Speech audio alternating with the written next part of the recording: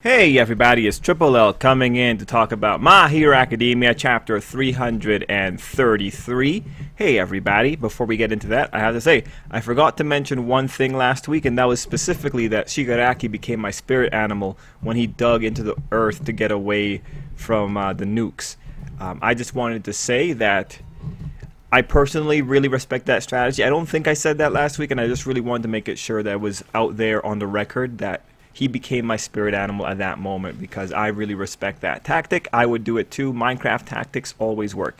Anyway, hey everybody. Chapter 333, the chapter where Star dies. Pretty much. I don't think Central Hospital can save this unless we start going down the clone territory, but looks like she's really down for the count. Now this chapter brings in a lot of different things. It brings in some some talks about narrative that we can definitely get into, and it also has interesting dynamics going on because we see a very interesting nature of the Vestige world, that being the whole thing that happens when Star's quirk goes crazy in there. There are a lot of little details that I think are important to acknowledge or maybe be aware of, because at the end of the day, you know, the little details I'm going to point out, some of them are inferences, and I might be inferring something incorrectly, but just keep it in mind in case the perspective might be partially correct. Now, before we continue, I'm just trying to think about how to really go into this in terms of general notes. If you guys have watched one of my videos about the whole Star and Stripe fight, you know, I was really not wanting to get a cheap fight because I thought that would be the worst thing here. So when it comes to evaluating the fight, we can definitely evaluate the fight. We can't evaluate the solo mini arc yet because we need to see what exactly it ends at, and we'll talk about that in a bit. But we can evaluate the fight, and in terms of the fight, I think this was respectable on both parts. I think there were some little silliness. Yeah, there was some silly stuff going on, like the fact that, or the very real possibility that the Nomu is still alive, and we'll talk about that as well. The fact that the Nomu took hits head on from the missiles and still survived. The durability of that Nomu is off the charts. If like America's second best, well, we don't know what missiles they are, but they're Tiamat. They must have a heavy payload. If those missiles that can leave such a giant crater in the Earth can't take out a Nomu at point blank, right? There were silly things here that just made Star look overly weak. This was a fight about limitations as well for Star, which is a little bit unfortunate. But in terms of the final outcomes here, I think that I think effort was put in. I think All For One put in effort. I mean, getting the whole identity crisis thing and banking on that really worked out for him. And Star, she was neutered pretty early on. Like, she didn't have the offensive firepower to actually take out Shigaraki, so her fight was defensive, and she ultimately left with a pretty good parting shot.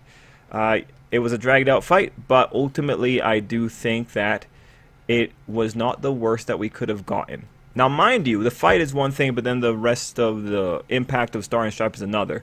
Because, you know, at the end of the day, this girl, we've only known her for, what, 5 chapters? Maybe not even that much. So she's pretty irrelevant in the grand scheme of the My Hero Academia universe. So there's a lot of other layers that come into this when it comes down to evaluating whether or not this was a worthwhile arc, which now we'll go into talking about that. So the thing isn't over yet, so I don't want to make any final judgments, but just to reiterate, and this is something I've said on the live streams and I think in a few videos, I think the worst case scenario here is that we get status quo after this fight is going. Like, if you can be in a situation where you can clip out this fight and never have it happen, and then just continue reading the story and there's no problems, I think that's going to be a pretty bad situation to be in. Now, you know, would Horikoshi make it so that we just go back to the straight status quo after this? No, because that would be pretty shitty. I think everyone would be able to call it out if he were to do that. But there are things he could do that would cheat, or there are little tricks that he can do when it comes to this whole thing. So just to make sure we're clear, when I say status quo, it pretty much means if we go back to, yeah, everything's back to normal after this little blip, nothing really changes. Like, in this case, it would be, oh yeah, Shigaraki just gets out of this, he's more or less all right, and then the story goes on. That would be the status quo. The tricks that he can do to make it seem like Star was impactful, well, first off, the best ones that he could, and these wouldn't be tricks, the best things that he could do is make this fight have long-lasting consequences for Shigaraki. A long-lasting consequence here would be The fusion is delayed, which allows Shigaraki an opportunity to try and get back his body. That would be a pretty good long-lasting consequence. But like, there's always layers of tricks here. Another good long-lasting consequence is the destruction of the regen quirk. The thing with that one is that the Nomu have regen, so really, if he loses regen, he can just grab it from somewhere else. So I'm not really feeling that one. And another long-lasting effect would be this becomes a story of why people don't want to go help Japan, which this is probably what's going to end up happening. I mean, if we're looking at narrative purposes, this could have just been 5 chapters to explain why the Japanese heroes are by themselves, pretty much. Now, in terms of tricks, there's the things that he can do. If this fight ends in a place where, you know, before the fight we had Shigaraki with all his quirks, and at the end of the fight we end up with, oh, this is Shigaraki, but he doesn't have the reflect quirk. And that's important because maybe the second user has something that can be reflected. If we go into something like that, and that is one of the long-lasting effects, or that is maybe the only long-lasting effect of the fight, then that's going to be a pretty giant trick, because the thing here is we have to avoid the author taking away things that he only introduced in this one segment. So with the reflect quirk, he introduces that in this thing, but if you get out of this arc and that thing is gone, it's the same as if it never existed. And similarly, another thing that he could do is say like, oh yeah, because Star really wrecked Shigaraki, it bought the heroes time. Remember, time is one of the most manipulatable substances in shonen. If he says, oh yeah, this fight bought them 6 more days, that would be the same as just this fight never have happening and them having 6 days from the very beginning, right? That's how this kind of works. We can't be in a situation where he's really just playing with arbitrary numbers that he could have affected from the very beginning, or taking away things that he introduced in the same instance. Those are where the tricks would lie. So in terms of what he could do, I don't think that he's going to revert to a full status quo. At the very bare minimum, this is going to be like some kind of cautionary tale for the world if he wants to go down that route, and I think that'd be very fair. But I do think it's very likely that he will play some cheap games and say, oh yeah, these things that I introduced in this arc, don't worry about it, they're not going to be relevant. It's like, it's the same as never just having the arc in the first place. I hope I was able to explain it. I was thinking maybe I should make diagrams, but I think that would be a little bit too much, and I have limited time today. So overall with Star and Stripe, I'm interested. I still, I'm going to reserve my judgment until we see the final thing here. We need to understand what the purpose of the arc is. There are definitely some purposes that are not as great as other purposes. One thing to acknowledge, though, is that while the narrative aspects might be the weaker part, maybe, entertainment value. Entertainment value is something that these chapters really gave, ignoring all the little quirks to it. And you know, for the entertainment value, it all depends. If you bought into Star and Stripe as a character, then these are probably pretty entertaining for you. I know some people are really disappointed that she died. And of course, on the flip side, if you didn't buy into the character, then this has just been a giant chore. And for those people, you really gotta hope that you get something worthwhile out of this instead of going back to status quo. Anyway, I think those are my general notes for the chapter. We'll probably have more notes as we go along. There's a lot of little dialogue here that All For One is talking about. So we'll definitely talk about that. And yeah, overall with Star and Stripe, you know, let's see what the lasting effects are. I am thinking that that quirk is going to be destroyed because there's a few points here. I do actually... Actually, I should say this. The author, legitimately, I did not expect that we would be going into Star turning the quirk into cancer, pretty much. I thought that was legitimately very creative, so props to the author for doing that. Probably the best thing to do. So, honestly, if he has a surprise at that level coming up for in terms of like long-lasting effects, I would be very happy. Like anything that I don't expect, I'm always very happy, and the author did really well with the whole cancer thing in general. So, that said, let's get into the page-by-page walkthrough. So page 1 is a really critical page. One thing I will say here is that he shows Izuku and Star standing side by side, and this is kind of like playing with a fantasy. Like that scene never really happens.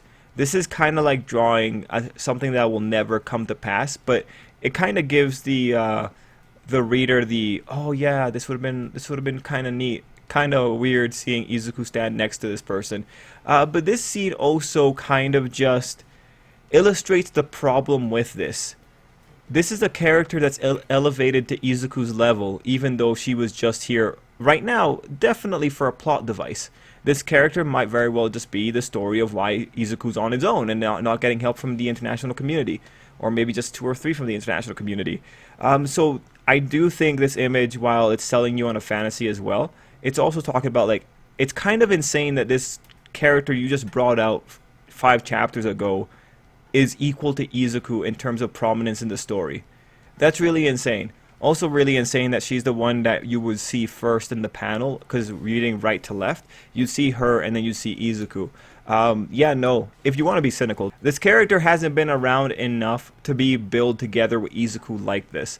But mind you, that's like a really symbolic kind of argument, and it would kind of just be a waste of time. Like, for Hero Academia, which is a manga about fun, you don't really have to take it like as that big of an offense or anything like that.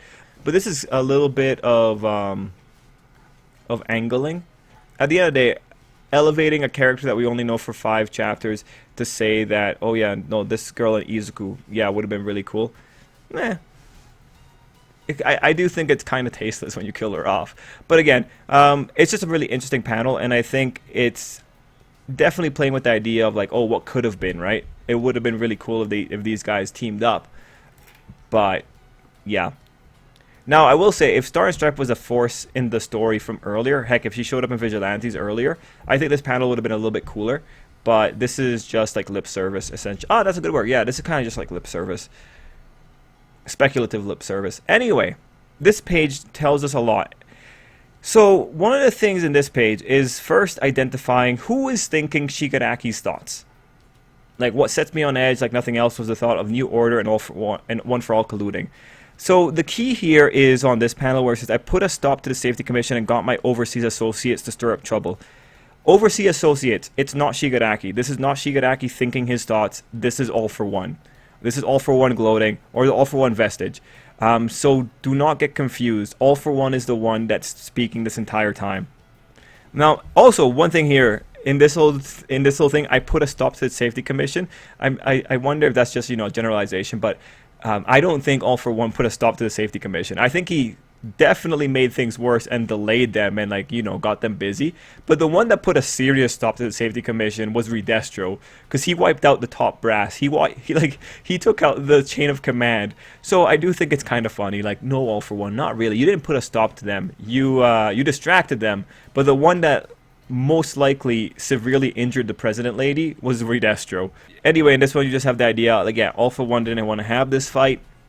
And then we move into page 2 and 3, which is again more of All for One speaking. There was something interesting in the structure here on this page. One for all, the accumulated power that could foil all my designs. Once it was mine, all the other conspiring forces of the world, including the Order, would have been ants before me.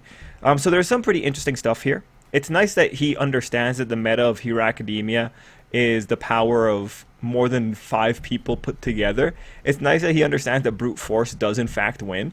And I also like that he called the other forces conspiring, because that pretty much paints him as like a victim. It paints him as he's like, it's like he has a victim complex, where it's everyone against him and he's like against the world trying to do everything. Well, and technically he is, because the world's trying to prevent him from having an incomplete story, pretty much. But it was interesting to see how he thought of One for All, and this makes sense with One for All being a midterm goal. He's thinking like, yeah, One for All is the thing that lets me live my best life. So it makes sense. Second panel, the big thing here is that you have a thing where he mentions that this was what I hated to imagine. So when he says hate, it's probably true. He probably was really frustrated. And then you have the return to the gamble rhetoric. He talks about making a gamble. So great, we understand that. That's just pretty much a bookend, just wrapping up the general theme of this. That was All for One is very lucky. That said, you have him also saying, but I've run this roll of the dice USA. So again, I do think this was All for One speaking, especially because he talks about chance in a lot of this. I don't think this is Shigaraki speaking entirely. Let me know what you think here. Anyway, any visuals on this page that I thought interesting? Not really. You have Star saying that she won't decay, and then on the next page you find out that she exceeds the cap of her endurance boost. So good to know. Are there any other worthwhile things on page 4? No, Not really, just banter. Then we go into page 5, which I think is a really critical All For One page. First, you have All For One making a very incorrect assessment on Star and Stripe, where he assumes she prioritized saving her skin, as opposed to that was something she did as, oh, that would be really nice if that actually worked. And then you have him going into his really salty, his salty rebuttal to the whole thing about that comic book series. Seeing Yoichi reading it, it's actually really cute. He does look very poor. They must have been really poor. And ultimately, the point of this page is All For One saying like, yeah, no, I didn't want to read anymore. So I just wanted to get stuck in this fantasy life. So there's actually a lot of things that are pretty indicative of All For One here. First off, he sounds really petty. Oh no, man, I totally knew. I just didn't want to read anymore. Like, he sounds like a really ignorant person, honestly. But the problem here is he stopped reading. Now, you might, if you take that at face value, what it really means is that, okay, All For One wants to pretty much freeze the world in the state of Captain Hero in the volume that he saw, like pretty much the one where the villain is winning. And then he stops reading there, and the idea is like, yeah, I stopped reading because I didn't want to see the villain get screwed over. Well, there's something pretty fundamental there, and this is actually pretty consistent with All For One and his half-baked plans. But see, if All For One was a smart character, the reflection here would have been, I kept reading so that I would know how to not repeat the mistakes of the villain. Because see, it's a fundamental, this is an issue of metaphors. Had All For One said that he did that, it would imply that All For One is a wise person. But what he chose to do implies that All For One really cannot face the facts to some degree. Like, it makes him seem more ignorant than he isn't. He's not very smart. That metaphor does not lead to the idea of a smart man. It leads to the idea of a man-child who has a temper tantrum. So I actually really liked that that's how he was framed by the author. And I also like that All For One is speaking as if like this is such a cool thing to do, to stop reading a story you don't like. But yeah, no, in terms of metaphors, this speaks really badly for All For One as opposed to doesn't. But it also informs what he wants to do in general. And, you know, you can kind of play the game of like this idea of like All For One just stopping at some place and not thinking beyond the win. So in this case, he didn't think beyond the win of the hero in Captain Hero, right? And this is pretty much what he did in this chapter. He didn't think beyond his win condition of, oh, I caught the quirk. He didn't really apply any more thoughts beyond that point. So you kind of have a little bit of a parallel between the metaphor and the actual events that are occurring here. So I do think also it's really cool how, you know, he chooses to stop reading there. So pretty much he chooses to stop taking Star seriously, and then immediately after, the first thing he sees on the next page is Star and Stripe. So the pages are pretty empty for 6 and 7.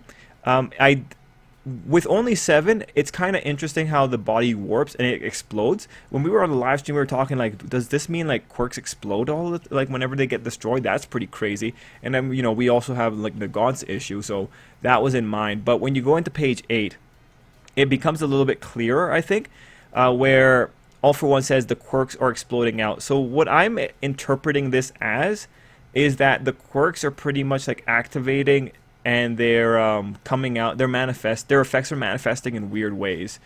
Mind you, like, this is also genetic destruction, so maybe there's some level of genetic breakage happening here. Also, it might have just been the author wanting to draw something really cool.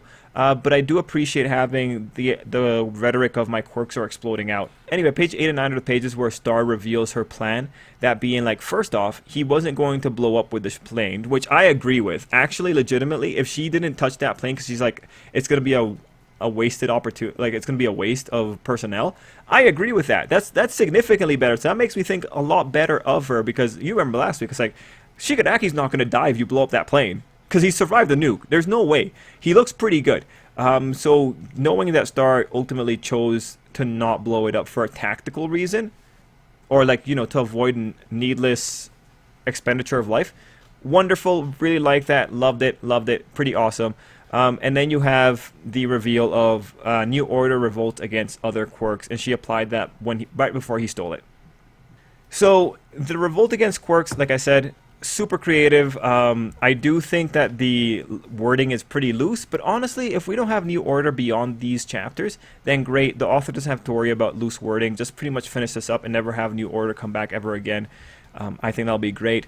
There's a lot of cool things that are happening on page 9. So first off, on page 9, we see vestiges, and this is actually going to be a really important thing. But the vestige in the Star and Stripe vestige isn't speaking. There are thought panels, but everything indicates that it's original Star speaking. And the reason this is important is because, like, as we know, the vestiges, like a normal vestige, according to All for One, they carry in some like lingering thoughts, but they're not to the level of the One for All vestiges, because otherwise it breaks the significance of the stockpile quirk. I think legitimately that the reason that the Star and Stripe quirk is fully fleshed out in the vestige world isn't because more of Star and Stripe's consciousness is in there, but because New Order is just breaking the rules. And a commenter, Jason Thomas, made a really good point about this. Since New Order is a reality warper, it actually completely makes sense that she would warp the rules of how a vestige forms inside of the vestige world. So for Jason Thomas, I think that's a really great idea, and I think that's what's going to be important. In terms of determining whether or not the Star and Stripe vestige has consciousness, we have to see the next couple chapters to see if it actually speaks. And then we have to see if it actually forms long, coherent statements. But anyway, when you look at page 9, you do see that there are silhouettes. The silhouettes are the thing that really say that the vestiges of the quirks that All for One has are not fully formed out. They're not fully fleshed out. And that distinction in of itself is the thing that tells you the Star and Stripe vestige is most likely special, and it's most likely powered by the new rule that was imposed on it. Now, on this page, aside from the visuals of Star hulking out, the amount of silhouettes that we see might be indicative of how many quirks All for One has. So I would recommend, going in there and just reading, or not reading. I would recommend going in there and counting how many vestiges there are, because that might give us an idea of how many quirks All for One has right now, or the Shigaraki has. So just looking at the page, I count 1, 2, 3, 4, 5, 6, 7, 8, 9, 10, 11, 12, 13, 14, 15, 16, 17, 18, 19, 20, 21, 22. I count 22. Plus or minus 1 because of some smudges here that I might have miscounted. So 22 quirks, that's pretty cool. There might be more. Also on this page, I want you to notice here, this little spot, how Star and Stripe is breaking apart. Keep an eye on that, because there's another spot where she breaks apart. And the reason that that's important is because that might imply that there's some kind of time limit to how long this quirk can go on. So we'll have to keep that in mind. Anyway, we go into page 10 and 11, where we have the worst case would have been dying and having my quirk stolen. We see Star's cape being broken apart, so we know that this is real Star talking. And then we go into the panels with the New Order manifestation, where she's talking about it would have been nice to save the body too, but gotta stop this global menace. Small price to pay. That's all cool stuff. Because of the way it was premised, I really do think that the Star and Stripe vestige isn't actually thinking. Also, her eyes are like fully white, which really makes me think like, yeah, legitimately, she isn't thinking. Also, if you notice, there's the decay lines appearing on her, and you can notice there's a few spots there where it looks like her head's being destroyed and all that kind of stuff. I do think that given that it's Shigaraki, and given that Shigaraki's hate is able to do all things in the story, I do feel that Shigaraki is the one that can destroy the quirk. We might also have a thing next chapter where Shigaraki's like, oh, you want me to destroy this, the quirk, All for One. No, I'm going to wait till she destroys you, and then I'll destroy the quirk. That might be a really cool interaction there. Anyway, we go into page 11, which is just Star pretty much giving her giant thanks.